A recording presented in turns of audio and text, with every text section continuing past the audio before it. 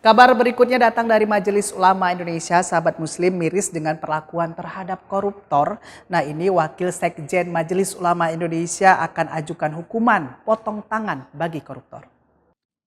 Dilansir dari republika.co.id, Wakil Sekretaris Jenderal Majelis Ulama Indonesia atau MUI, Tengku Zulkarnain, menjelaskan bahwa pihaknya tengah menyiapkan hukuman bagi pencuri dan koruptor sesuai syariat Islam, yakni hukuman potong tangan. Hukuman tersebut akan ia ajukan pada tahun 2019 ini. Tengku Zulkarnain menjelaskan, usulan ini akan diajukan karena perharinya pemerintah Indonesia harus menyediakan sebesar 4 miliar rupiah untuk memberi makan tahanan koruptor di penjara atau lembaga permasyarakatan, termasuk koruptor dan uang makan untuk narapidana tersebut.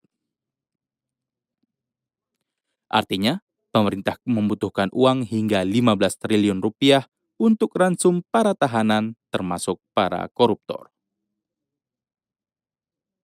Kendati demikian, ia pesimistis usulan tersebut akan dikabulkan oleh Dewan Perwakilan Rakyat atau DPR. Alasannya karena menurutnya sebagian koruptor justru berasal dari anggota dewan. Ia menyontohkan kasus 40 dari 44 anggota DPRD Kota Malang yang terjerat kasus korupsi.